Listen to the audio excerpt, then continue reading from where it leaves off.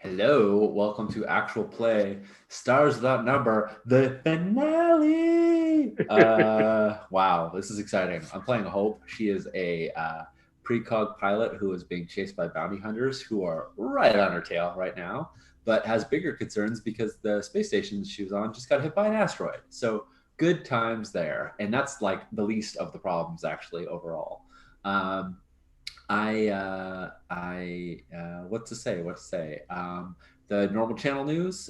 Please, if you support us, the funds are going to Black Lives Matter and the Trans Legal Defense Fund, split evenly.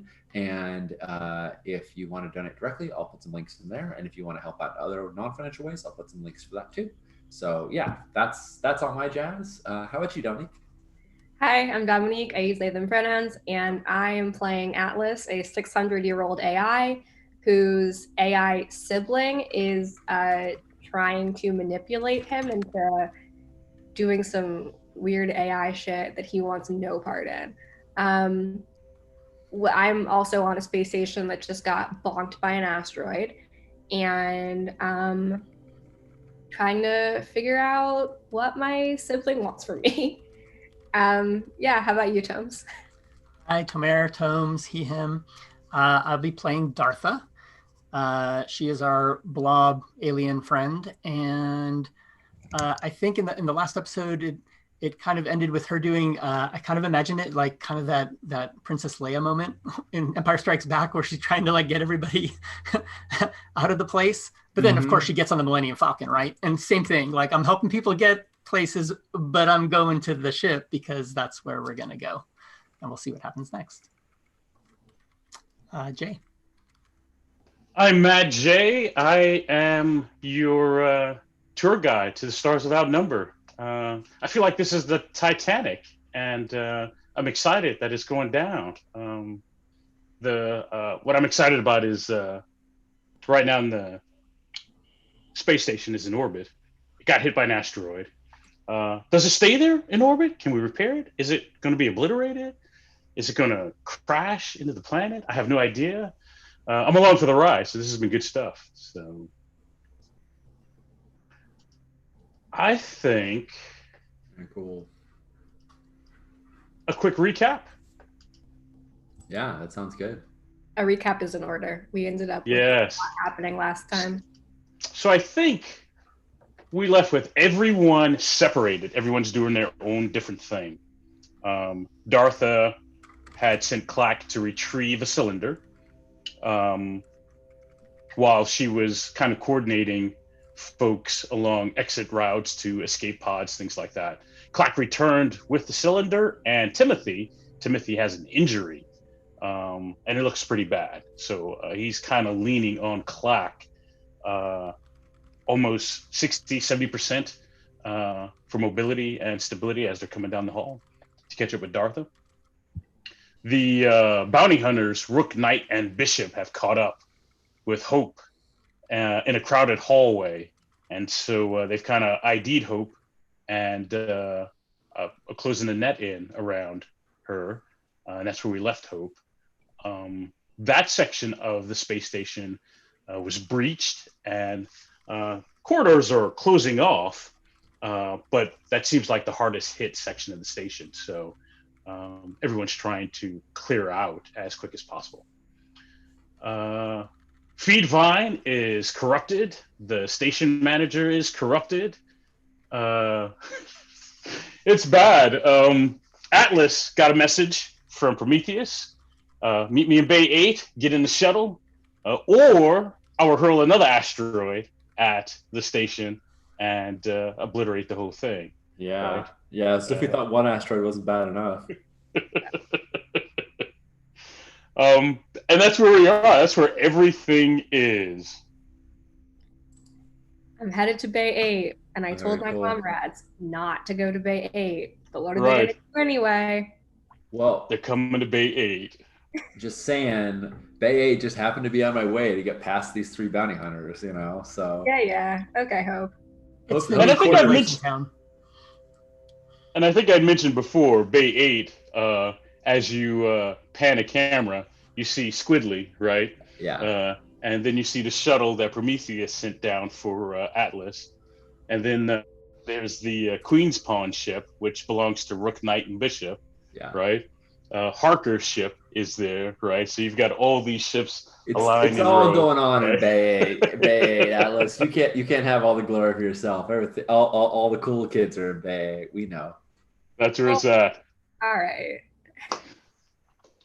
Who wants to go first? I'm easy. I've got an action beat that I'm ready to jump in with. If folks want to open up actiony, if folks have other talky things or actiony things or whatever. Action. All right.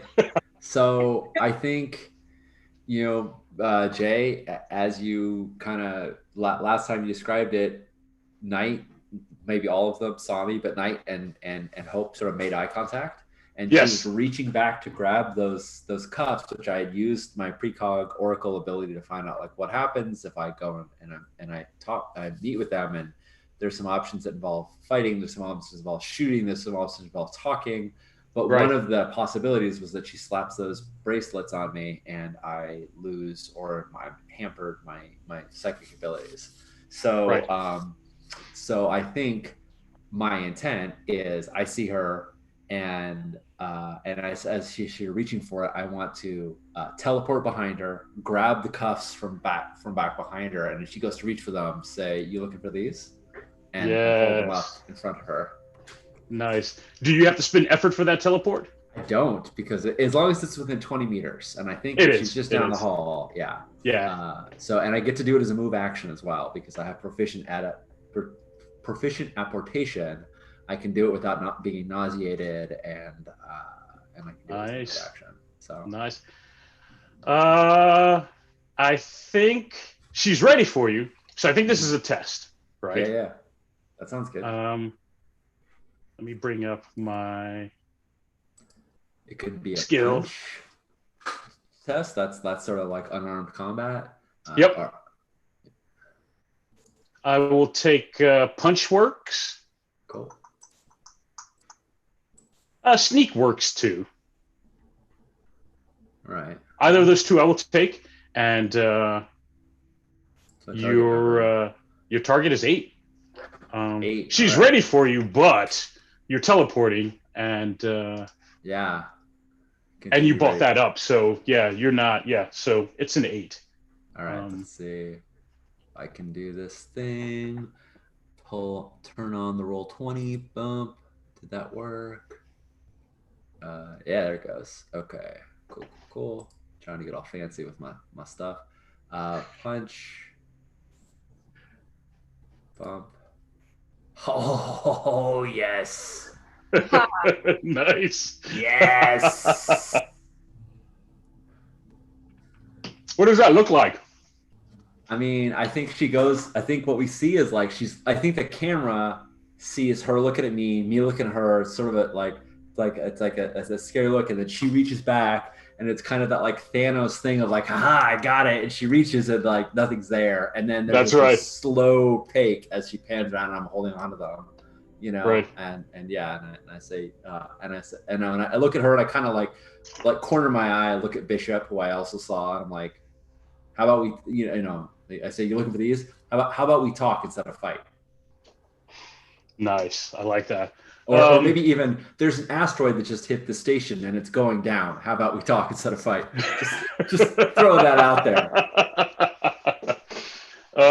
Rook comes out from behind the corridor you were running down, and he's got kind of a big barreled weapon that is spooling up. You hear it winding up, but he doesn't have it aimed. He doesn't have it up or anything. He's kind of making it a nice 3-on-1 kind of conversation.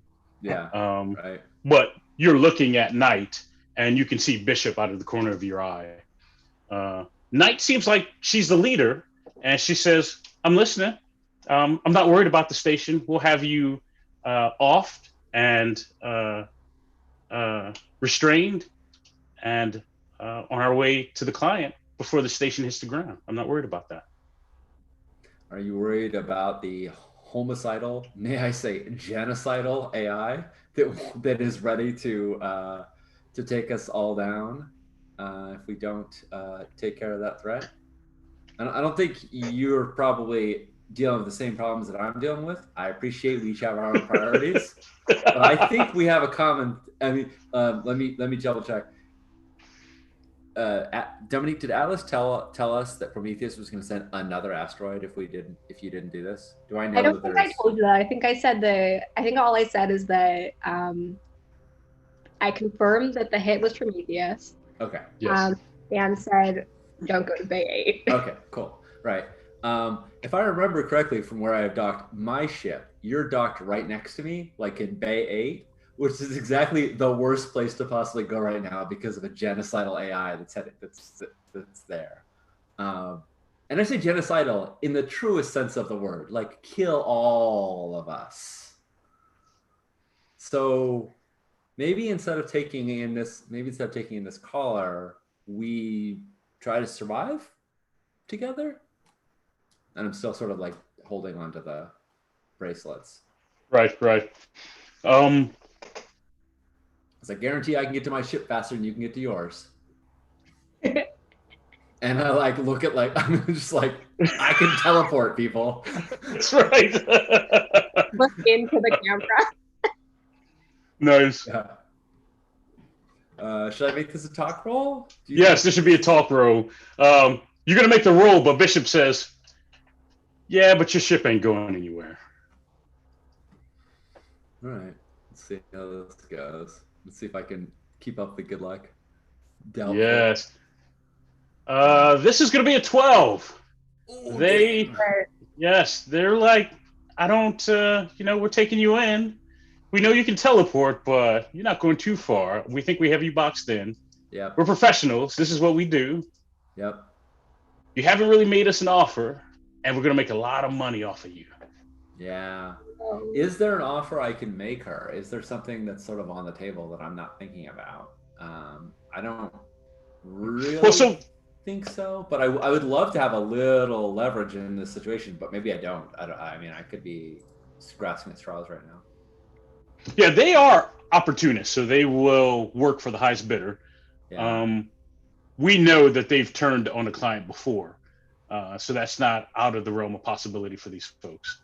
Yeah. But they're also high caliber, so they don't have too many people trying to enact revenge or anything like that on their tails. What about Harker? Harker is like wanted by several people, right? Oh yeah. Oh yeah. Okay. I'm like, okay, so I will, in an attempt to get my difficulty down, or maybe get a bonus die, or maybe get not a bonus die, but a bonus die. If this is reasonable, I'm like, I know I'm wanted. I'm vanilla grade. I'm vanilla grade psychic bounty.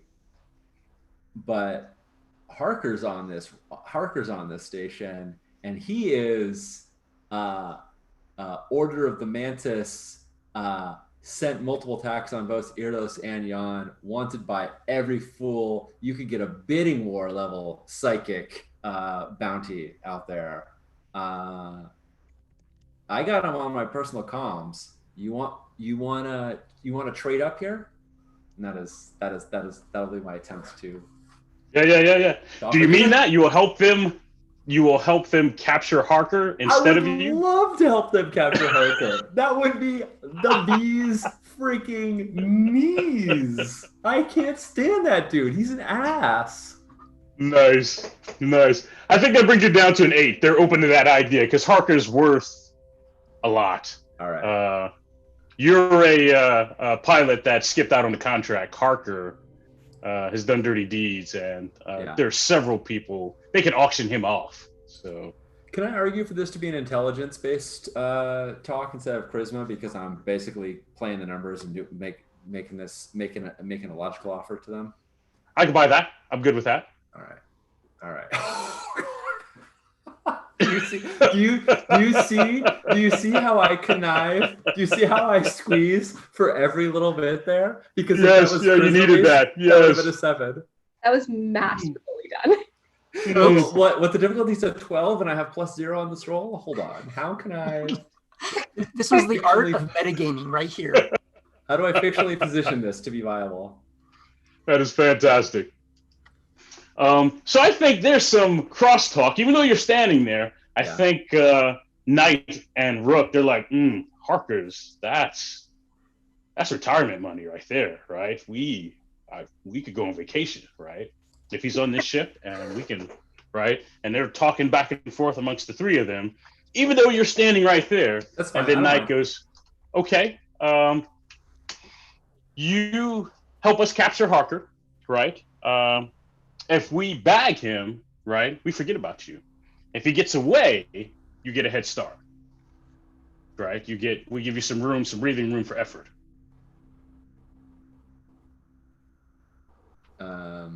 I say, I mean, I know they've turned on a client, but do they otherwise have a reputation for being trustworthy, for being someone, you take on their word, or these seem like people that I should still keep my guard up around, or do I not know? Is it hard to tell? I think it's hard to tell without some dice on the table. I think we know they make their money running jobs, snatching up people, not just bounties, extractions, or hey, it'd be nice to have this person to kidnap, so we've got leverage on something else, and they'll go grab an innocent person up if the money's right. Yeah. Well, I'm glad for them to be grabbing a not innocent person. I say, okay, cool. And I with one hand, I'm putting out my hand to shake hers, and with the other hand, I'm pocketing those cuffs. Like I was gonna give them back to her. Like, you'll need these. Right. No. Right. I'm gonna slap them on Harker myself. That's just how dedicated I am to this. Nice. Cool. So I think we cut away from Mm-hmm. me at the at the shake and slip as it was. Nice. Dartha, Atlas. Well, I have no preference. Tomes, what do you think? Let's see what Atlas is doing. Okay. We kind of left the last episode with Dartha, and then we saw, Tim and Clack. So I kind of want to see where. Yeah. All right, let's do it. So I think in Bay 8, there's a shuttle. It's a one-person shuttle. And like I said, there's a drone that kind of gets out, and it's got a holographic projection face. That's Prometheus's. And Prometheus's digitized voice. And it gets out, meaning if you get in, it's not getting in, right? It's a one-person shuttle, which probably means she's got a craft nearby, right? Because you're going to that craft. Yeah. And then presumably to the black hole. I was going to say make a check, but you're an AI. I think looking the shuttlecraft over, there's if you get in that, it's a trap. If you get in that shuttle, right, you might not get out of that shuttle, right? You could be locked in there. You might have to punch your way out, right? It might shut you down. You could take some damage while you're in it, right? Prometheus wants you alive, but she wants you because you're the key to downloading Draco. And so I think there's enough there that that's submitting if you get into that shuttle. I want to speak to the drone, and I'm going to say that I'm disappointed that Prometheus didn't come in person. Could have had a cute little family reunion on a station in severe orbital decay. That would have been sick. And I think I want to ask her if I commit to meeting you on the vault to do what you need me to do there. Does it matter how I get there?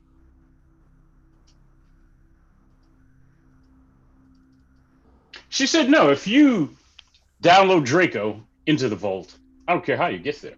I just don't think you're going to do it. I think you're wasting my time right now.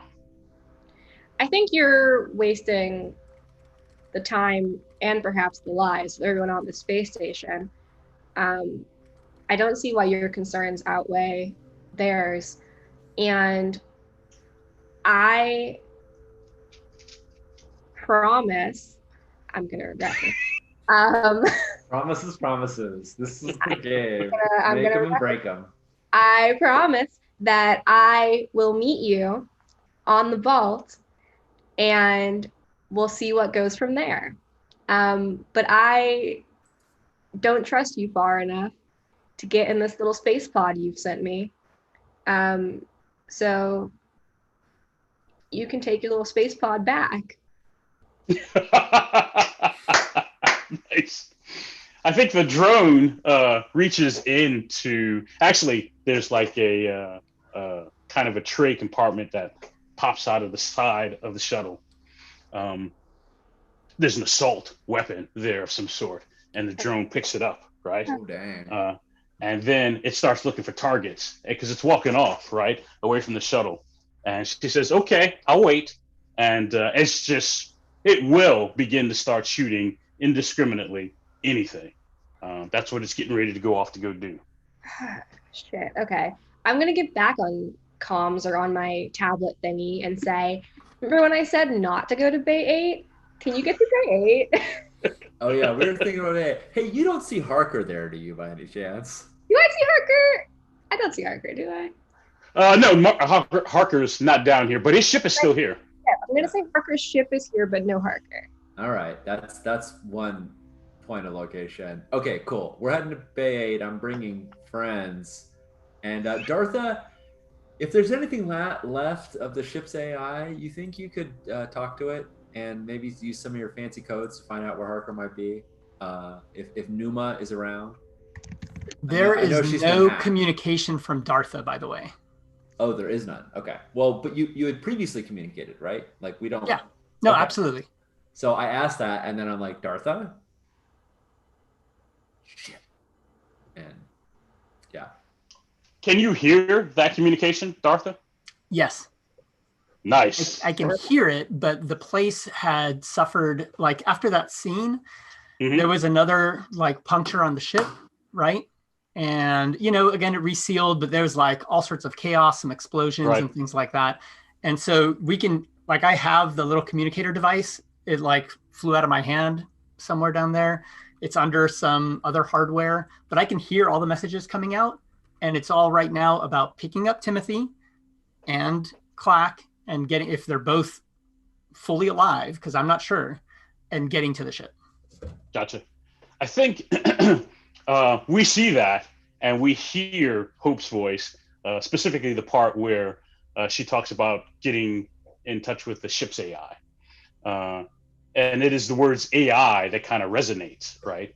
And we have this flashback scene, which I think is, this is what Dartha does, right? So we see a younger Dartha, and we see other aliens like Dartha. We see some representatives that look like Clack, right? We see some other alien species there. But in front of them all, because it's kind of like a U-shaped assembly, in front of them all is a alien that looks like Sinclair, but it's not on a hover column or anything. And it's talking about AI and how different civilizations, when they begin to dabble in artificial or enhanced intelligences, there's a threshold that they got to cross. And usually making the first one creates a conflict or war, right? That they have to get by. Not all civilizations make it across, right? That jump, because they get caught up in that fight between the two AIs. And they go on in this lecture. This is what has happened to Dartha's civilization. They lost out. They created an AI.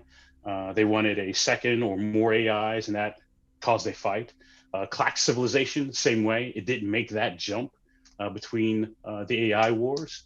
And it seems like all the species that are there, and it's a small group, maybe a dozen folks, right, that this Sinclair-like alien is talking to, they all didn't make that jump. And the Sinclair alien, his whole point is, this is how you win, right? This is how you do it, right? That's what he's trying to explain to everyone. we cut back to the hall that you're in, and you notice Clack is missing two of his appendages, like from the elbow down, right? But he's cylinder, and Timothy's conscious, but he's hurt pretty bad. And you guys are following the crowd down the hall. I think we see this is where Dartha, we kind of have this feeling like, oh, kind of cute or whatever. Dartha is a very strong, heavy creature, right? And there's this moment where I basically grab Sinclair and I grab Timothy and I just book it down the hall with them as if they're relatively light. Do you know what I mean? At least that's my intention. Yeah. You let me know if I'm able to pull that off. Yeah, no, I think so. I think Clack is he's an insectoid, so he's not going to weigh very much. Yeah. I think you can manage Timothy. Yeah. And Timothy's still like operational, right? Like he's yeah. So yeah, we just go to the ship. I loved that flashback. That was beautiful. And nice. Yeah, let's see what happens. Nice. I think so. Atlas, you've got this murder bot. Yes. What are you doing with the murder bot? If you don't do anything, it's going to murder anything moving. I'm gonna follow it, and shoot. How many? So right out of the gate, I'm sorry. Go ahead. How many people are on like Bay 8 right now? So I think you've got a lot of mechanics, technicians in Bay 8. They're there to make the ships go and do maintenance on them when they come in and all that kind of stuff. So I think you've got at least a good 20 personnel in the area, because other ships are trying to leave and they're there to help them get off, right? The murder bot has got at least those 20 targets right here that it's going to start with. Okay.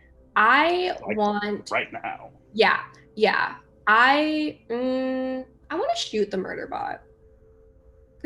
Well, no. Actually, no. Mechanically, it makes more sense for me to punch the murder bot, so I'm gonna punch the murder bot. I mean, you could just like leap onto the murder bot and rip it apart, right? I mean, Atlas is a specimen of perfect form. No, I want to like get around so that I'm in front of it, I guess. Right. I feel like it doesn't matter which direction you punch a robot from, but I feel like I would be very like go for the face, because that's like how you punch, people. So I feel like my objective would be to intercept it, come around in front of it, block its path of motion, and like set myself in its path, and then just start swinging at it. Nice. That puts us in initiative mode, and you're up first then, Atlas. Yeah. All right. Do I use my punch weapon? Yes. I just leveled up. This is so exciting. Yeah, you have all sorts of extra bonuses and cool. It's a 12 to hit and does 7 damage. Yes. That's good. That's a hit. That's solid. Okay. Would that normally be a hit? Is this AC 12 or lower? Yes, it is. All right. That's a normal hit, yeah. So under Madlands rules, a normal hit does max damage. Max damage, that's right. So that's 13 damage instead of 7. Oof. Just throwing it out there, because somebody has unarmed combatant with a punch level of 2, and so does a D10 plus 3 on their... Which is nasty. Yes. What can I say? It's a good thing I didn't have this when I punched Dr. Long. Yeah, that would kill Dr. Long. Yeah, 13 is more than anybody at first level. Right. The murder bot stumbles and is staggered. I would say it's wrecked in some places. It's disoriented, but it's still up, and now it's got this assault weapon that it's just now spraying randomly all over the place. Shit on a stick. It's not coherent enough because you wrecked it really good, right? But it's still up, and so it's just spraying this thing all over the place randomly. Okay, I can't lock on the target or anything. I want to tackle it, and accept that probably means taking fire.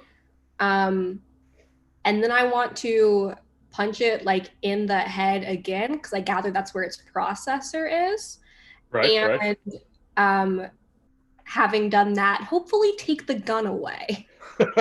I probably should have led with taking the gun in hindsight. Okay. I think you're close enough, so I don't think you have to make the attack roll. I think if you hit it again, you're going to put it out. But I think you have to make a reflex save not to get hit, since it's just spraying randomly, right? That's just physical save? Yeah. That's a normal reflex save. Yeah. Okay. Oh. We're on fire tonight, my friends. Wow, that's awesome. Yes. So you put this bot down, and you take away the assault weapon from it. Well, now I have an assault weapon. Yes, you do. That I'm not going to use because I can kill someone with one punch, but I have the assault weapon now, which is pretty sick. That is pretty sick. Not everybody knows that you can decimate them with one punch, but most people are pretty afraid of assault weapons. So right? use it for nothing other than intimidation. Right. I think the intimidation factor of, even though I feel like most of my objective in this campaign has been to not needlessly intimidate people. I mean, intimidating people is a bit necessary under the current circumstances. I feel like there's a lot of people who having a bit of intimidation would help with in this particular asteroid exploding our space station moment. Yeah. I also love the idea that occasionally Atlas will be like, oh, I don't want to intimidate them with this huge gun in my hand, so I'm going to kind of hide it behind my back, but they still see this huge gun that you're hiding behind your back. Don't mind me, just hold an assault rifle.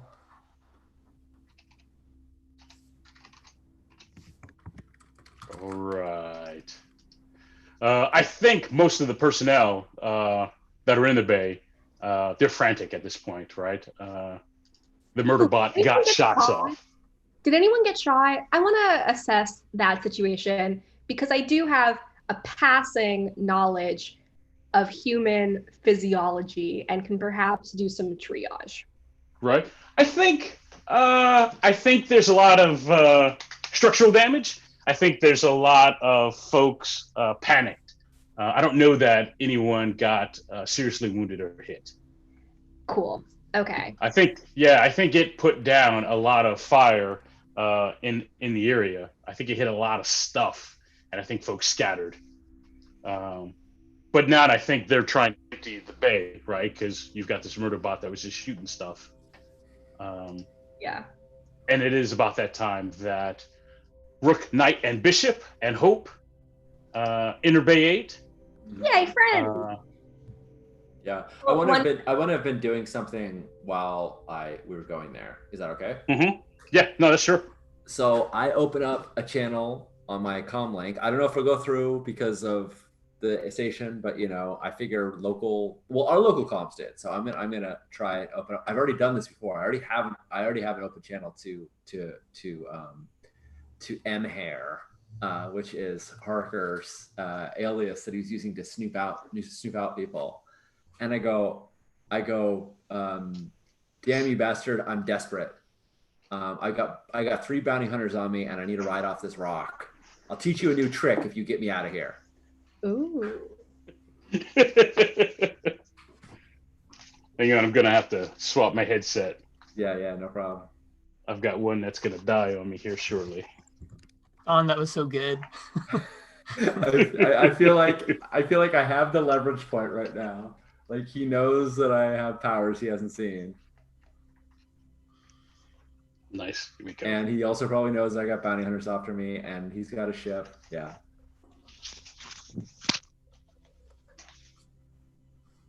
Mm. Is that good?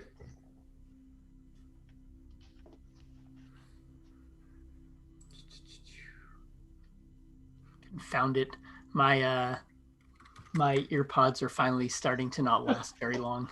Oh no, it's the beginning of the end. As soon as they start fading, the worst of first world problems. Yeah. Yes. So it's a woman's voice that comes back over the comms, and she says, "Hope," and it's a question. Uh-oh. Yeah, this is Hope. I thought I was getting Harker. Who's this? I forget who I said the March Hare was. No, that's her call sign, Im Hare. Yes. Yeah. She says, yeah, that I'm sorry about that. They got my comms, and I'm still kind of caught. I wish you could have came and helped me. Wait, hold on. Like, I'm sure like Rook Knight and Bishop are all wondering what the hell. I'm like, hold on. What the hell's happening? Last time I reached out, where are you? Hope's having an existential crisis. She says, I'm not sure, but it's not Erdos and it's not Jan. I know Harker's involved. He's been stealing or mimicking my comms channel. Because he's caught 2 other pilots, and they're in the cells. I can't see them anymore. I talked to one, but they're in the cells like 2 down from me. So he's been using my comms to lure in other pilots. Is he near you now? No, I haven't seen him in days since the raid at Erdos, the flight line. Okay, and Hope is saying is in front of Rook Knight and Bishop, and she's looking at them like and I think like she mutes herself, and she's like, I don't trust the Harker, even though he's not answering, isn't listening, and like she unmutes, and she goes, and she sort of goes back to Imhare and says, all right, well, unfortunately, I'm in a pinch and I need Harker bad, but maybe I've got something to offer him that would give him reason to let you go. Is there a this is a question to Jay. Is there any way that I could be like tracing where her call's coming from? Like, is there any way that I could be like finding out where his base is by tracing where she's connecting from? I think that is a programming, or is there a hack skill? skill? It's program, yeah. It's programming. Awesome. So I'm gonna basically like, all right, let's keep this channel open. I'm gonna try and find out where you are, and I mute her again, and I looked all of them like, any of you any good at tracing signals? Because I don't know the first thing about it, but we just found Harker's base. Or, you know, if you could trace that signal, we just found Harker's base, and that's one that's one fewer place for him to hide if he gets away. And question, Hope keeps playing this double-edged sword, or this. She's trying to play both sides, because for Hope, it's like, I want to save my friend, but it's also like, but we're going to tell you where his base is so that you can catch him there, etc. Sorry, Thomas, what were you saying? No, just the device that you have. Is that something that you would have had separate?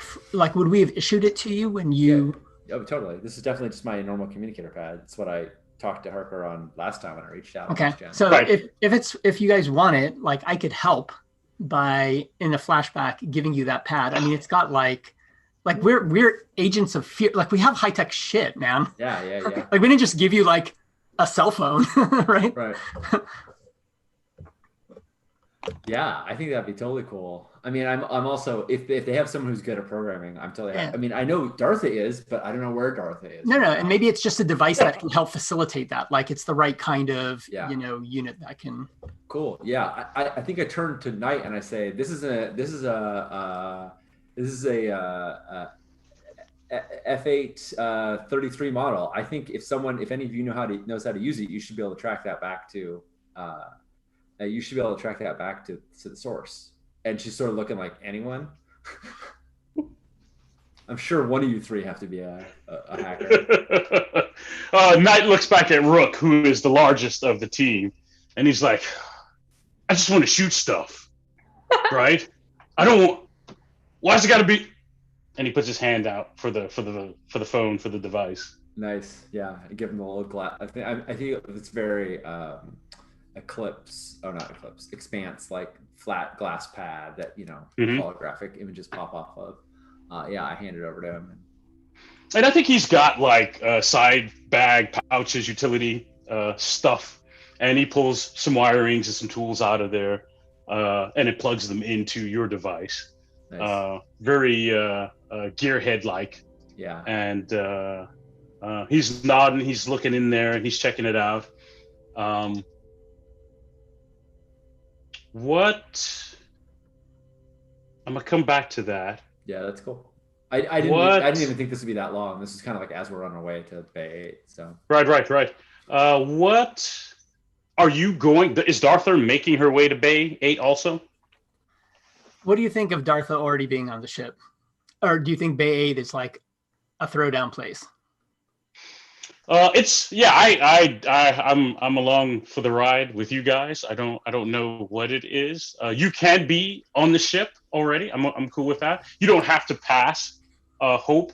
I'm just trying to figure out is that our rally point, Bay 8? I kind of imagine this being one of those moments where you're watching that sci-fi show and then they do like some cool technology and you're like, oh, that'd be cool if we had that technology, right? Like that kind of thing. Like I think Dartha and crew get on the ship and we're there first for whatever reason because we're like, well, we don't know where everyone else is yet, right? Right. The actual station is kind of screwed, right? Like their whole like the central AI is not working, all that kind of stuff, right? Or VI or whatever. And so I think our ship is high tech enough where we're able to kind of reverse control, like because we're tapped into the framework of the station, we can possibly use some of its facilities like remotely or from our ship.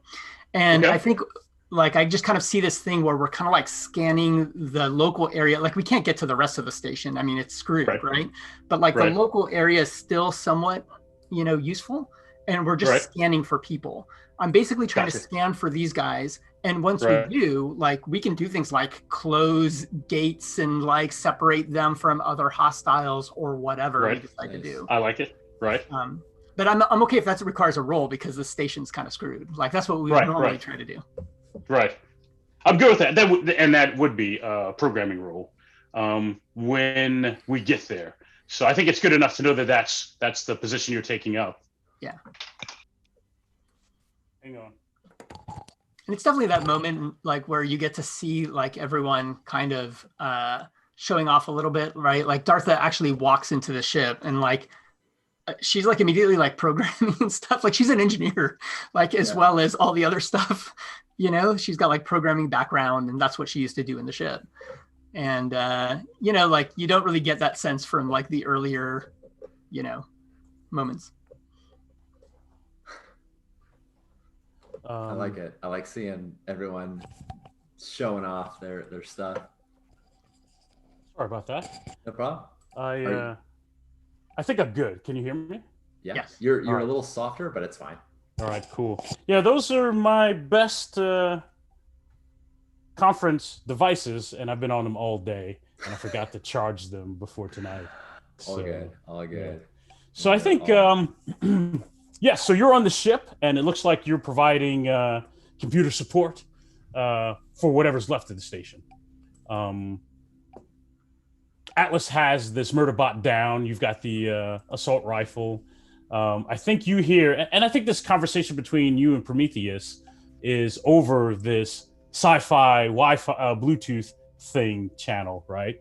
So I think you hear her say, "Second asteroid, it is then." That's not what we agreed on. That is not at all what we agreed on, and you know it. I said that I would get myself to you, and I am in the process of doing so. But I was not going to let your little murder drone kill civilians for no reason.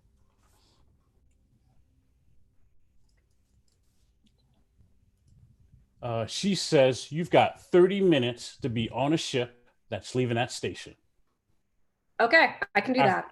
After 30 minutes, I can't stop the asteroid. Why don't you stop the asteroid now, and then after 30 minutes, you can, send it again. It's now 29 minutes, Atlas. Oh, fuck you. No, she does say Atlas, because that is, never mind. You didn't, So they both had code names once they left the vault. You didn't get a code name, so you are using your real name. They weren't Okay. using. Yeah, so she says Atlas. Okay. Like high key, fuck off and die. Yes.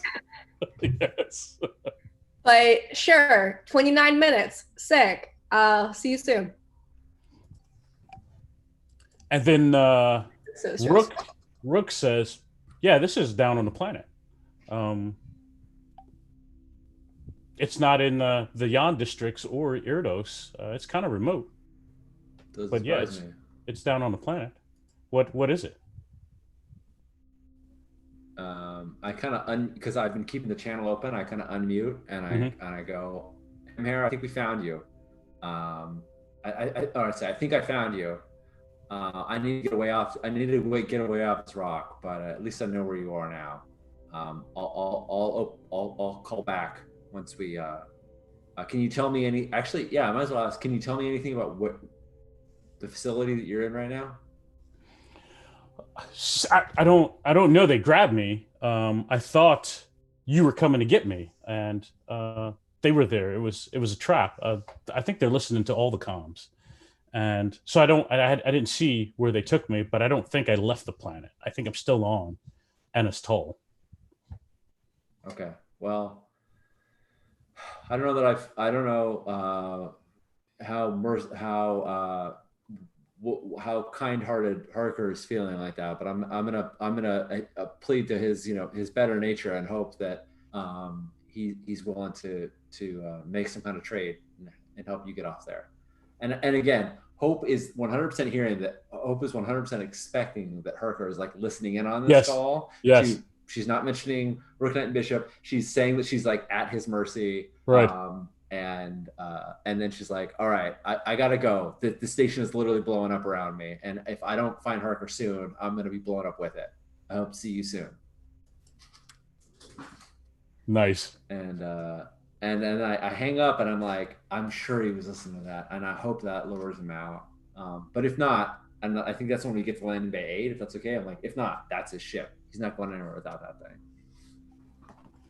I want to get on my comms and update the gang about the 30 minutes before Asteroid 2 situation.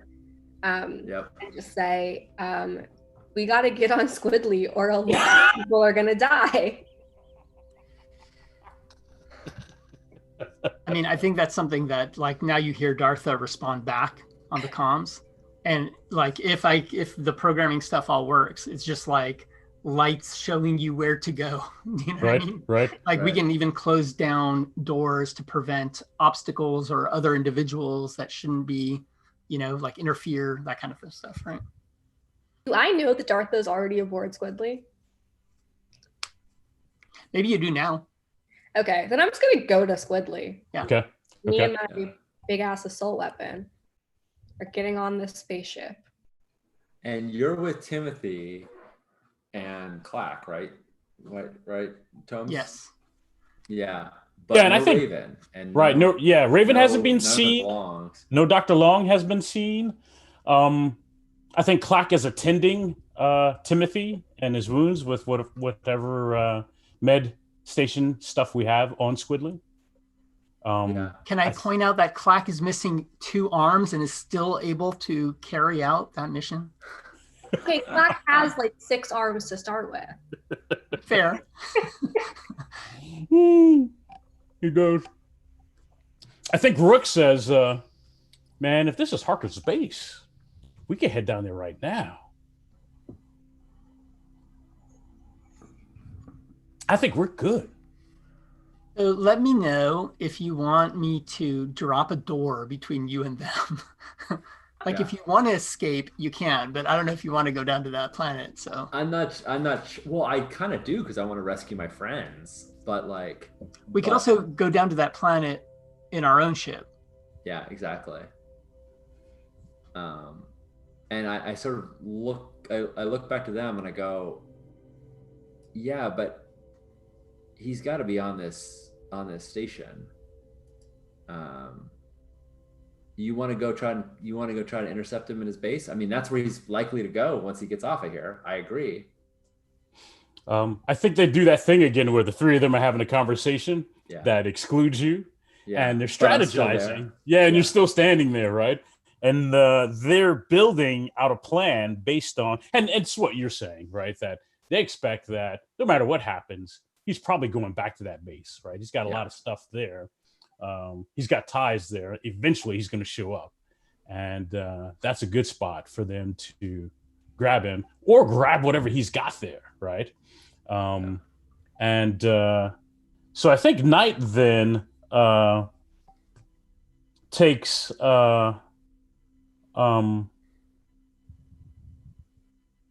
actually it's Bishop. He's got a pack, and in his pack he reaches back there, and it's some parts, and they came from Squidly, and he's like, hey, you're gonna need these, and he tosses them over to you. Like if it was a car, it'd be the carburetor, right? Here you go, right. Oh, and here's some spark plugs. You're gonna need those. Yeah, exactly. So he tosses some parts over to you, and Knight says, I think we're good. We catch him. We're square. I think we're square anyway, because we're going to get something out of his base. Right. Well, on his base, there's a friend of mine, and I don't think she's got any bounties on her head. So I'd awfully, if I can't make it down there myself, I'd awfully appreciate it if you could just happen to unlock that cell on your way through looting his station. And Rook says, "Hey, we're not slavers, right? We're gonna cut everybody loose. We're not in that kind of business." Thanks, Rook. Apparently Harker is. All the better reason for you to get your hands on him. And I think, like, kind of surprisingly, she wasn't really sure she would say this, but maybe what Rook said just sort of like changed her mind. She like reaches into her pocket and she's like, he learned to teleport from me. You're gonna need these. And she slaps the bracelets back in Knight's hands. Right. I think Knight rolls her eyes like, "Oh, you fucking kidding me? Really? He's a teleporter now, right?" She doesn't say it, but it's on her face, right? Exactly. And she says, "Thank you for that information. That helps a lot." Yeah. I think they head out, right? I think they head back to their ship in this chaos, and they're going to head down to the planet with what they have to try to capture Harker. Yeah. I like hold all these like parts, like I hold all these parts and I'm running. I'm like, I'm coming. Don't fire up the spike drive just yet. Yeah, and I start running There's that. I feel like there's the, I feel like there's that, base is under attack. We've seen it in Battlestar Galactica. We've seen it in Star Wars. We're just like chaos is happening and like hatch base doors are opening and people are running to their ships, I'm sure, to get off of this thing because it's been hit by an asteroid. So I'm dodging through people to try and get to nice. Squidly. That's fantastic. And that message comes through just at the right time because Clack's about to like turn on whatever that is and our ship would have exploded. Right? It's like, wait, what? Oh, Nice. They pulled the transfusers. This thing's gonna overheat. The thing will overload if we fire it up. Yeah. I think Terracon Station is fine, but it can't take another hit from an asteroid. Okay. I think that will destroy it, and it will go down to the planet in pieces. Folks are making it off. I think that another hit makes it like the Titanic. So yeah, exactly. What's the plan? You're back. Everyone's back on the ship on Squidly. You have the parts. What's the plan? What's the game plan? What are we doing? How much does Atlas fill us in? Because I don't think we know the cause of the 30-minute timer right now, or the. I think I would tell you timer. That Prometheus is on the vault, needs me to get to the vault, and will continue to send asteroids at the station until I have committed that I am traveling to the vault. She gave me 30 minutes to get off this station before the next asteroid comes. I think Hope is like under the cockpit, like putting tools, reinserting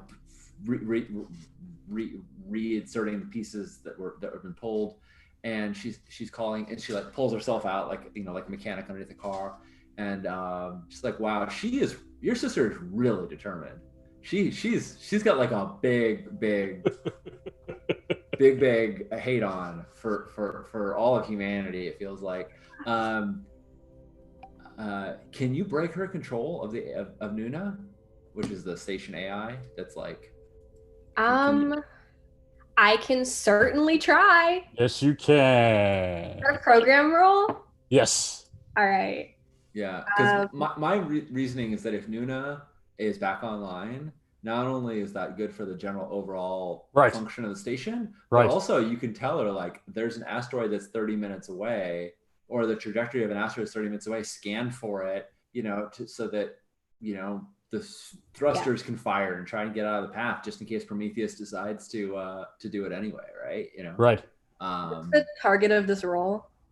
It is a 10. Let's see if my luck holds. Yeah, Dartha is also a programmer, right? Dartha, can Dartha? Yeah, I can totally help with that. Yeah, yes. You're all there. We got the controls. Yeah, I would totally ask for help. Right, I'm going to do that. For sure not. Hope is a grease monkey, but... Just run program, yeah. Yep. Yeah. Prometheus is a little bit good at this. Yeah, no doubt she is. Prometheus is good at a lot of things that I don't want her to be good at. She's been out here for a while. Yeah, she's got 600 years of practice.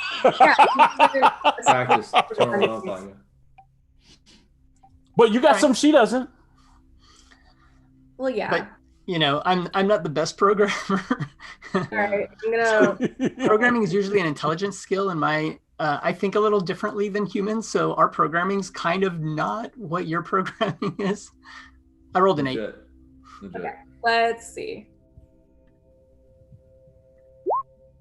Oh, I rolled even worse. I rolled a 7. Yeah, Right. yeah. I cannot bring back the station VI. Hold on a second. I want to interrupt for a moment. I think what does it look like when Atlas is programming? Are you like direct hardwired in, or are you like typing on keys, or what's the physical activity that you're taking? I think that I'm trying to figure out how to effectively word, because I have a very clear mental image. I think that with the tablet that I have, that tablet would connect to the station by like space Bluetooth or whatever, but then I would wire myself to the tablet. Cool. Using like the jack in my ear. Nice. And I would effectively think the code that I'm trying to transmit, and the tablet would like transmit it to the station like directly. So Hope is watching. She like pulls up from like getting up. She pulls up from like putting in the last part, and she's watching you do this. And like the tablet, because this is how it conveys on TV that something didn't work, like flashes red, right? And Hope just sort of like winces and like shakes her head, and we like rewind again, and like it's showing you trying again. And I'm just like, try an old algorithm, one that hasn't been used in a while. And I'm going to commit effort to use my ability to let you re-roll that. Oh my god, the power of friendship. Alternate reality. Alternate outcome. Let's see if you can. I would just like to say that Atlas loves having friends. I love what you folks decide to spend effort on. That's fantastic. Yeah, well, it's important to hope the tower conversation doesn't blow up. Right. So she has a reason for it, but yeah. I like it. Am I getting the roll? Yeah, it doesn't give you any bonus. You just get a reroll. So. All right, let's see what happens. Yep. No. Oh, so close. All right. So close. Oh god, that's so stressful. Okay, well. All right, so I think what happens is you get enough of the VI online that she's able to help folks get to safety pods and places where they can get off the station or hunker down in safer parts of the station, but not enough to warn it or help it redirect out of the path of the asteroid. Okay. Right. So, Well, then hopefully Prometheus is just not being a jerk. And when I, inform her that I have left the station, she stops playing like asteroid billiards. But...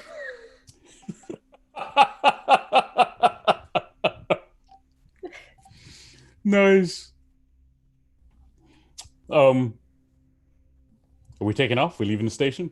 I think Yes. so, yeah. Nice. And I I would like to tell Prometheus, we are leaving right now. Stop the asteroid. I have a meta game, quite like I'm gonna step back just a tiny second. We've been doing stuff, we've been undocking and whatnot. At some point, Hope kind of looks around at Dartha, sees Timothy, and she's like, "Where's Raven and Dr. Long?" She's definitely asking Dartha directly, like, right. she assumes it's your responsibility or your call rather, whether or not we're going with them. I think I just answer, we're not going to need Raven or Dr. Long.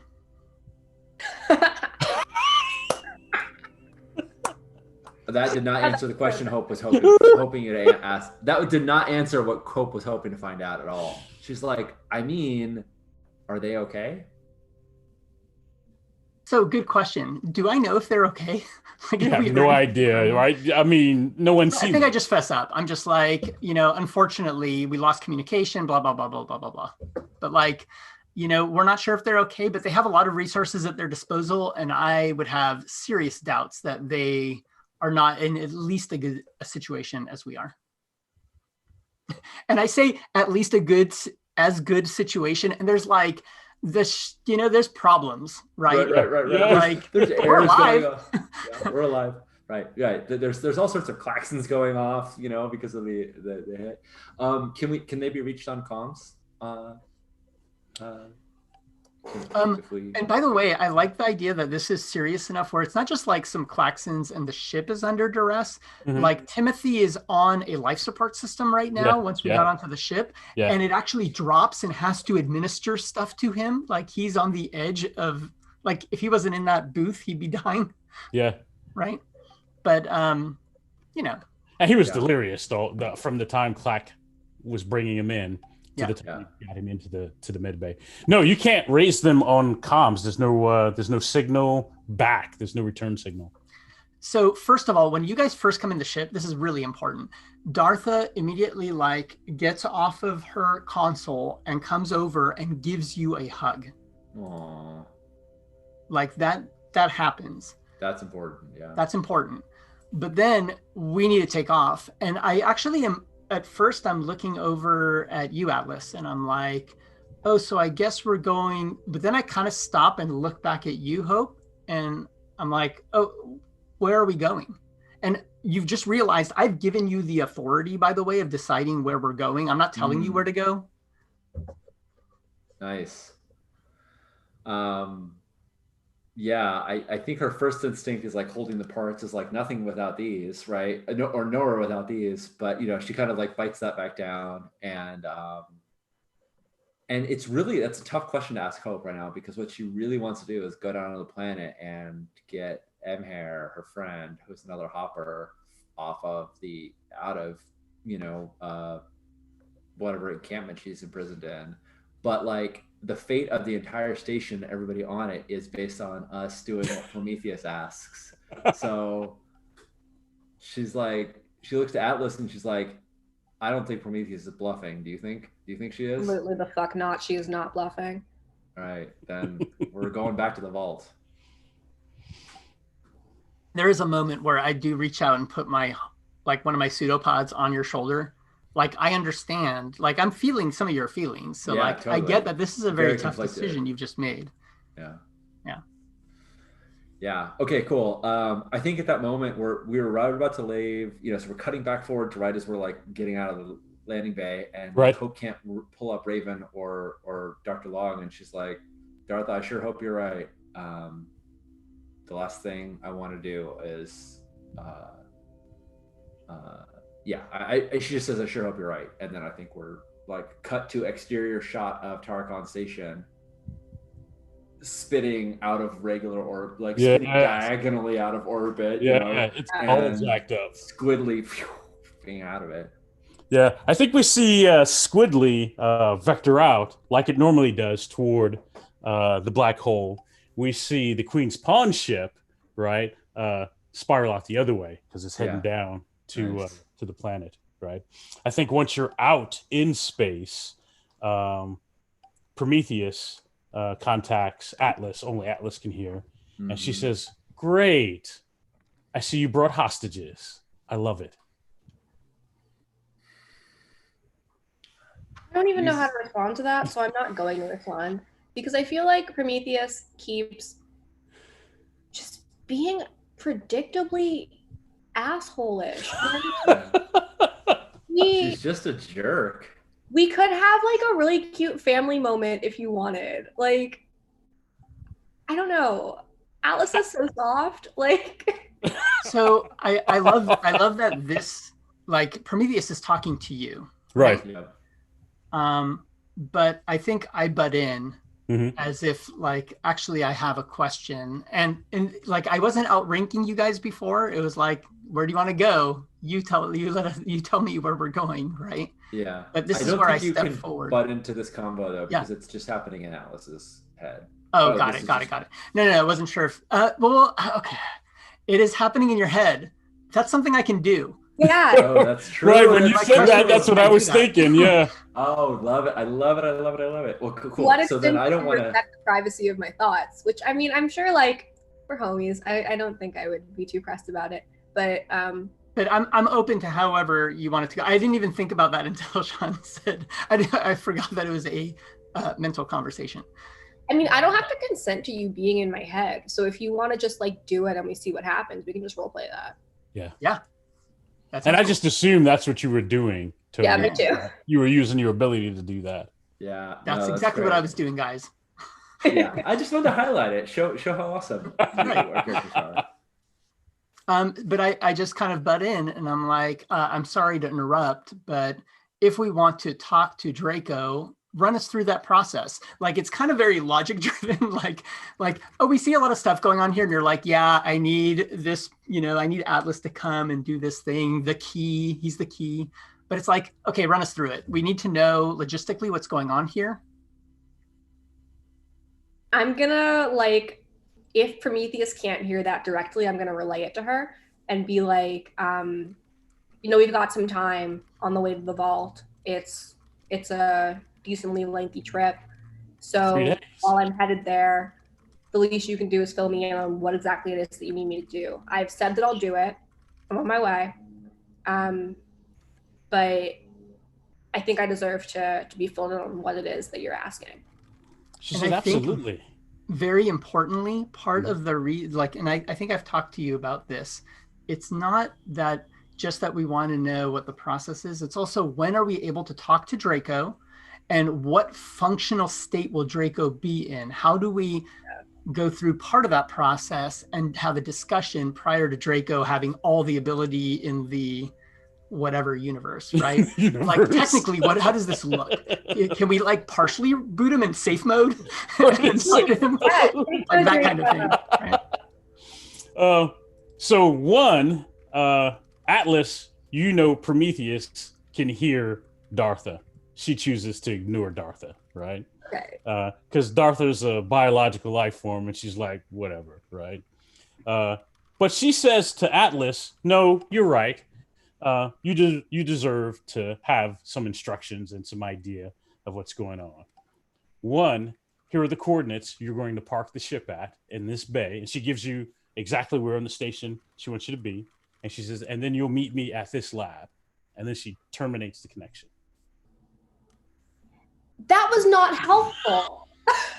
Oh, we got time to talk about this. We got 3 days before you get here. Da, da, da. Just Here's 3 this days thing. of rising anxiety, or like Also- exponentially rising anxiety, because like none of us know what's about to go down. But yeah, sure, I give Hope the coordinates. And Is You it know. one of the labs? Is it Science Cryo or Science Alpha or Engineering that she's sending us to? It's engineering. Cool. That's where we met Harker, I think. No, we met Harker on the bridge. Harker's Yeah, on the bridge. you met Harker on the bridge, yes. Right. But it's not the Draco's wards, which are a whole other thing. So, Right. that's something. That's something. Yeah. I'm here for it. Cool. So then we just have time amongst ourselves, right? You know. Yes. And It's 3 days to get there. yeah. I think Hope's just about to engage the spike drive, and she sort of looks at you and she's like, if you don't want to, like, I don't know how well Prometheus can track us or track you. I don't know if she'll know if we don't go, but if you don't want to go in there, we don't have to. She's gonna keep killing people if we don't. She seems to realize that's something you care about and that she doesn't. So it's Right. like stomping on ants for her. And Like, I'm sure eventually she'll get bored of killing people, but I don't know if she'll get bored of killing people before I feel the moral imperative to do something about it, seeing as I already feel morally obligated to stop this. And it's only been one asteroid at one space station. Right. There's an awkward moment where Dartha puts her pseudopods on both of your hands. Because like she's like, that's why I feel so close to you two. Like seriously, like Hope is just like, we don't have to do this if you don't need to, but like we kind of have to do it, right? But like, you know what, you still have a decision to make here. yeah. Right. And then Atlas is just like, no, we gotta save the world. Yeah. How is Yeah, I Timothy think doing? Timothy is, I think, if he's in medical care and Clack is looking over him, he's unconscious at this point, right? He's delirious before. Yeah. He had some internal wounds, like he had been stabbed or shot, right? Clack is kind of attending his own bandages on his limbs that were severed. But Timothy is out. He'll probably be up in a day or two, but he won't be 100%, right? He'll be physically recovering, but he'll be conscious in about a day, using the tech that's on the ship. Alien physiology question. Yes. Can Clack regrow those limbs? Yes, he can. I'm not worried. I'm not worried. We're all gonna be fine. It doesn't mean it hurts less, but he can regrow Well, them. no, but it's not like this is going to be a permanent issue for him. Right. I was like, wow, this poor alien giant cricket lost 2 limbs. No, I'm not worried. So I think Hope is right. I think that for Prometheus, stepping on ants, if it bugs you, she's going to step on the ants. It's not that she hates humanity or biological things. I think she's indifferent, and that's why she can step on them, because it gets you to do what she wants you to do. Yeah. She knows I Right. care too much. Right. And I'm she not just going to stop caring. So Alice is soft. I think you also know that the tracking is kind of locally. While you're traveling, she can't. So at worst, just doing the math, she knows you're going to arrive at the station within 3 days. If she gives you some time, right, you have 3 days plus some hours before she realizes you're not coming, right? Right. Which I don't think it'd be very smart to try any kind of like gambit here, because we're already en route, and I just feel like she's just going to keep killing people. That's right. She would come back and she would just keep killing people. Yeah. There's nothing that we can do to stop her short of, I feel like at this point we've run out of options but to meet her demands. I think so too. Yeah, Like I agree. Logicking my way through it, I think that we just have to, do it and see what happens. I'd love to have a scene with Atlas. Okay. And I don't want to interrupt this one in case you guys want. Well, I was going to say, let's do that, and then we could probably take a break. Yeah, that sounds great. I think it's one of those, like, I mean, okay, we've got 3 days now, right? So there's a little bit of like the downtime kind of stuff going on. And I think there's just a moment where I come up to you, Atlas, and I'm just like, what do you remember about before? Ooh, that's a good question. What do I remember about before? The world is very different. I had a kind of regular job. I remember having most of the same values and perspective. And I kind of interrupt, and I'm just like, what do you remember about Draco? And do you want help remembering? I Ooh. do, because okay. So Yes, I don't know if my kind of like psychic powers can help in any way with that. And I kind of don't think they can, but I think it's definitely something that I'd like to try. Mhm, And like, mhm. even if there's no role and it's just like, no, you I can't do mean, that because I that's not feel part of like the power. you built the perfect character to do exactly this. Exactly, yes. Thomas. I feel I like, like between it. having program and having the specific, the very rare and specific telepathic and metasonic abilities to talk, to communicate with AI, like who better could possibly do this? This is how I metagame, folks. Yes. I also feel like I trust you enough that I'd be like, plug the tablet into my ear, give you the tablet, be like, look through my file directory if you really want to.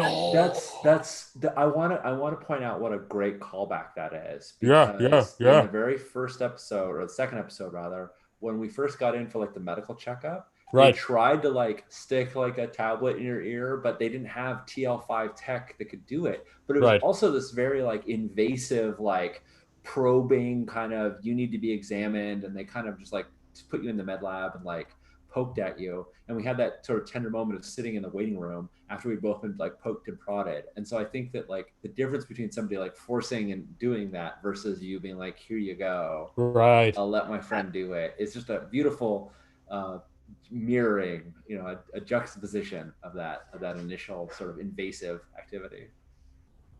Nice. I like it. I think because you have the meta sonic ability to communicate with Atlas and programming, I think it's just a programming check. I think this is something you can do. Yeah. I think your. So here's what we're going to do before you roll. Your target is 12. Can I help? Yes, yes, you can. Cool. Yes, you can. I think no matter what, we're going to learn something. Okay. I will say I'm not a very skilled programmer. I have +0 in this stat, but it's worth trying. I'm going to roll. Yeah, but you've got it. It's based on something you're good at. Yeah. Yeah, no. I rolled a 6. That did not do much. All right. So I want to make an argument before you roll, Tomes, that normally program is rolled with intelligence, but the two primary stats for psychic abilities are wisdom and constitution. And I do think that there is a very good case for the fact that you're not truly programming in the coding sense as much as you're tapping into your psychic abilities, which to me makes me think you have a call for saying I'm going to roll program plus wisdom rather than program plus intelligence. Plus intelligence, yes. Just want to say I feel like that is metagaming, but it's also, I think, true to the character and true to the fiction. Hey, no, I think metagaming it's has some kind of like bad connotations sometimes, but no, let me tell you, when this is metagaming, I am 100% down for metagaming. No, I think that is tighter than intelligence because we're not coding. I think it is more intuitive, and your connection is psychic. So I buy that. Yeah. Right. And it's totally the difference between like hacking the station, which totally was, versus. Yeah, there's some intuition going on here. Like, this is not like hacking a computer. This is talking to an AI. When you talk to another person, you're using wisdom, right? Like, that's kind of like a function of that. Absolutely.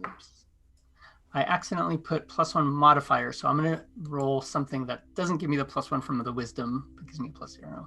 It's math. It all works. Right, guys? Sure. I'll take it. Whoa! Look at that. Didn't even need. We were. Oh no, you did need it because he did need it. Yeah, he did need it. Yes. I was like, oh, you didn't even need the. I thought, for some reason, I thought it was like 8 or 10. Yeah, no, he did need it. Nice. So I think I'm gonna start talking.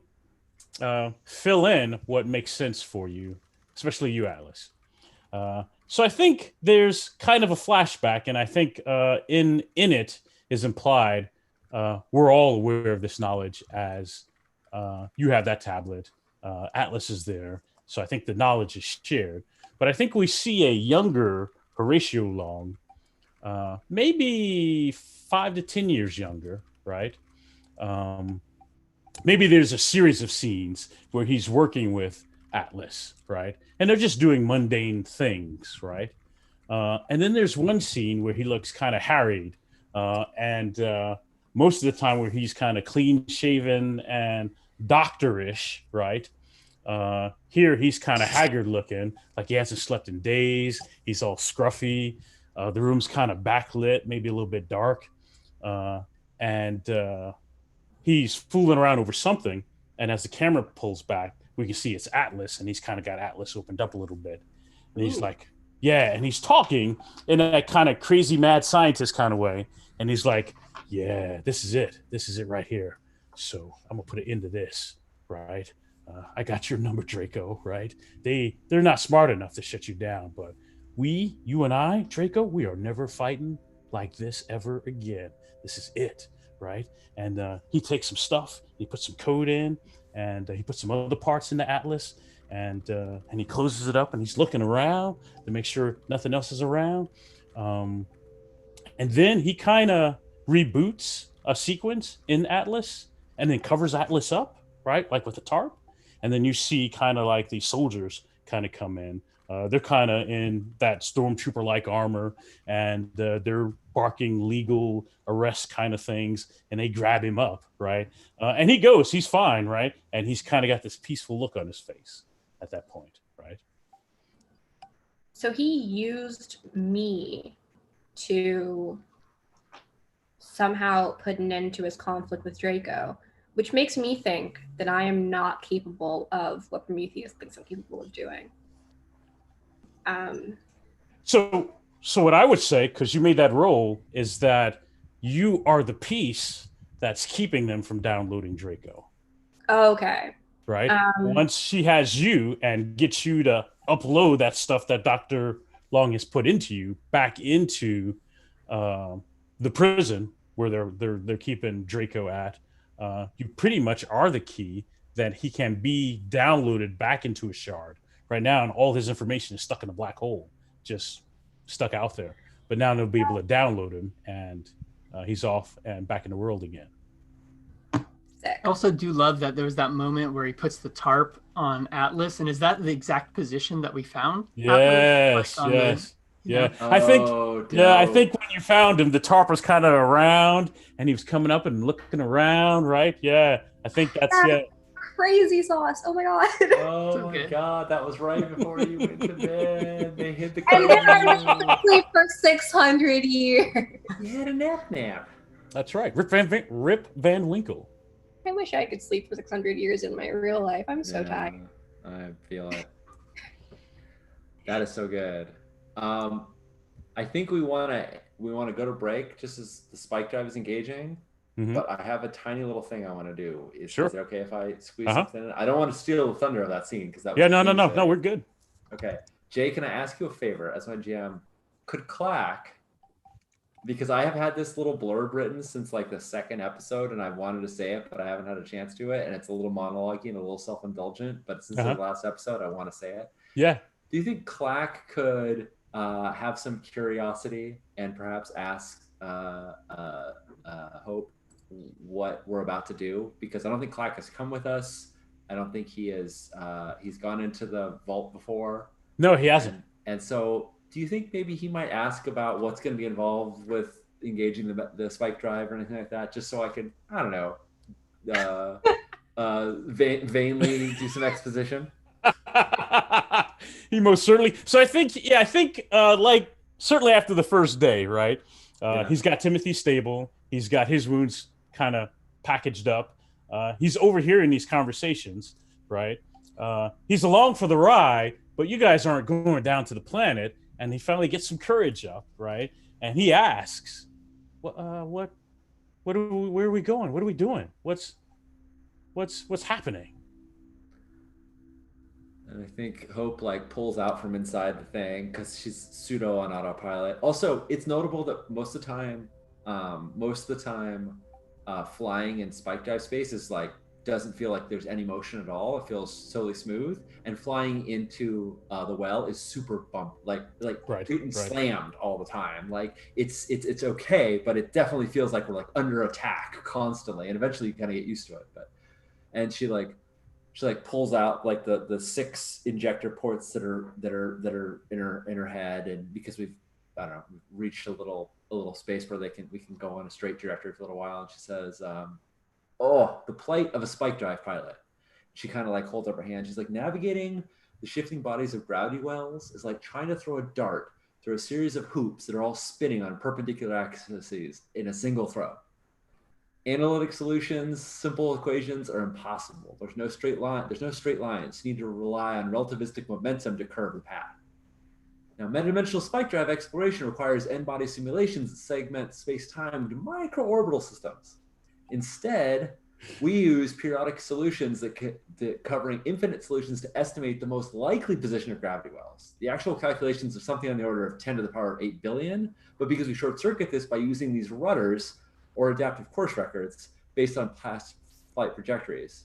The IRDOS and YAN program gave me a sort of intuitive sense of how those rudders are moving in this giant model. And so it's kind of like we're driving down the road by bouncing off all the bumps along the edge to know where the road goes. That's why we keep hitting those all the time. In short, we're going into a black hole. In fact, we're already in it, Clack. Nice. Sorry, that was my long exposition thing that I had written a long time ago, and now I have said it. That's what makes this a sci-fi show. Like the nerds were watching, all the astrology nerds, and they're like, "That sounds dope." All right. Yeah. Oh, it's very pseudoscience-y, but I spent some time trying to assemble that. Nice. And with that, I think I plug back in and I go, yeah, I gotta go prepare for the next grav blade. Probably striking us in 3, 2, you know. Nice. I think Clack is nervous, right? But he's easily made nervous, right? Yeah. I think he's nervous, and he goes back to check on Timothy because he knows what that's about. Nice. Awesome. Thank you for that bit of indulgence there, and thank you, chat, as well, for hanging out as I said all this. Wait. Just before we go to break, like, there's a moment where Timothy gets nervous. I've been trying to get you guys closer. Sorry, not Timothy. Clack gets nervous. I've been trying to get you guys closer to Clack for a long time. Yeah. Is there anything there where there is like, do you know what I mean? Like, do you know that Clack is nervous, or is it like whatever? Oh no, I love it. I think I'm gonna pull a Hope. I'm not a Hope. I'm gonna pull a Dartha. As like I'm plugging the nodes back in and I'm counting it down, I go, we're gonna get hit in 3, 2, and I reach out and I grab Clack on one of his uninjured appendages, and I just sort of put my hand on him to brace him. Like, nice. We're gonna hit 3, 2, wham, and I hold onto him, and then I let him go once we've gotten braced. But it's very much a Dartha move. Hope was never so touchy before she met Dartha, and so this is like, holding on to him to brace them just a little bit. So yes, thank you. That's awesome. That is great, Tomes. I love it. I love that Dartha just puts her pseudopods on people. Like, we should take a moment to appreciate just Dartha like growing a pseudopod and gently resting it on someone. Right. So sweet. It's a very Dartha move. All right, friends. We'll be back in a few minutes, and we'll find out what we see on the other side of this black hole.